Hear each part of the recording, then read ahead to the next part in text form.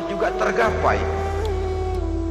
Oleh sebab itu Al-Quran menjelaskan, wabtaghi fima atakallahu ad-daral akhirah wa la tansa nasibaka minad dunya.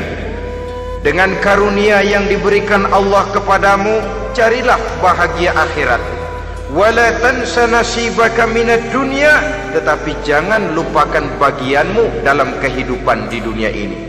Cari akhirat, utamakan akhirat dengan tidak usah melupakan jatahmu di dunia. Kenapa saya katakan seorang muslim berjiwa besar? Sebab andai kata dia gagal mencapai tujuan jangka pendek, andai kata dia gagal di dunia, dan dia oleh Islam diajarkan jangan sampai gagal, tapi andai kata dia gagal, dia masih punya tujuan jangka panjang, akhirat dan ridho Allah. Dia masih bisa menghibur diri, biarlah di dunia kita sederhana, bahkan biarlah susah di dunia, asal di akhirat kita bahagia. Orang yang tidak punya pandangan hidup semacam ini, surgalah dunia ini, segalanya telah tertumpu di sini. Bila umurnya selesai, ajalnya datang, selesai sudah surganya sampai di situ, dan dia tidak punya pengharapan lain di belakang itu. Maka seluruhnya bertumpu pada kehidupan di dunia, padahal dunia seperti air laut, makin diminum makin haus, makin kering tenggorokan. Dunia yang diperturutkan menyeret manusia ke dalam lingkaran setan, terjebak dalam sifat yang namanya tamak bin rakus alias serakah.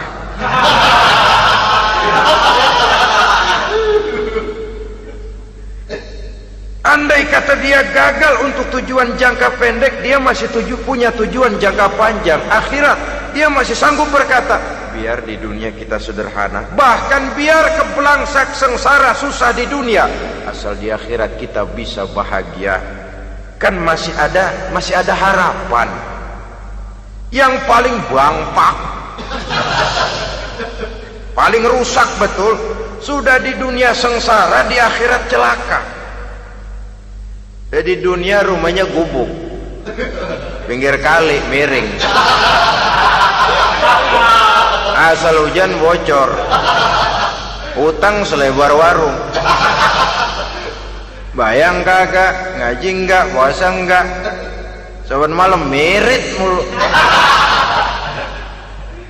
Saudara hadirin yang saya hormati, lalu kapan mau bahagia kalau sudah di sini susah, di sana akan susah juga. Ini yang pertama, seorang muslim, seorang yang optimis, berjiwa besar, luas pandangan. Kegagalan dia dalam jangka pendek tidak menyebabkan dia melupakan tujuan jangka panjang. Yang kedua, positifnya apa? Cara dia mencapai tujuan jangka pendek diwarnai oleh keyakinan adanya tujuan jangka panjang. Dia memang benar cari harta, tapi karena dia yakin ada akhirat, Allah ridho apa tidak? Ini positifnya. Saya memang cari duit, tapi dengan cara ini Allah ridho apa tidak? Saya memang ingin berpakaian yang rapi, tapi dengan tidak menutup aurat begini, Allah ridho atau tidak? Saya memang bergaul menghormati teman, tapi terjebak dalam minuman keras karena menghormati teman, Allah ridho apa tidak? Ini orang yang punya tujuan jangka panjang. Segalanya diberikan bingkai dengan pertanyaan, Allah ridho atau tidak? Keyakinannya terhadap tujuan jangka panjang mewarnai gaya hidupnya di dunia ini, mencapai tujuan jangka pendek tadi. Mau minum, Allah ridho apa enggak ini? Mau makan, yang saya makan Allah ridho apa enggak ini? Pendeknya apapun yang mau dia kerjakan, karena dia punya keyakinan tujuan jangka panjang, dia selalu menimbang terhadap ridho Allah tadi. Jadi tanpa prestasi ibadah, kita nol besar dalam pandangan Allah. Ini nilai manusia yang hakiki di sini. Ini makna inna akramakum indallahi atqakum. Di akhirat nanti kan tidak pernah akan disidang, kamu pendidikan setinggi apa? Tidak. Gelarmu berapa renteng? Profesor, doktor? Tidak. Akhirat hanya menyidang kau sholat atau tidak, kau puasa atau tidak, kau zakat atau tidak, Diberikan kamu harta yang banyak, dari mana kau dapat, kemana kau belanjakan? Prestasi ibadah itu yang ditanya.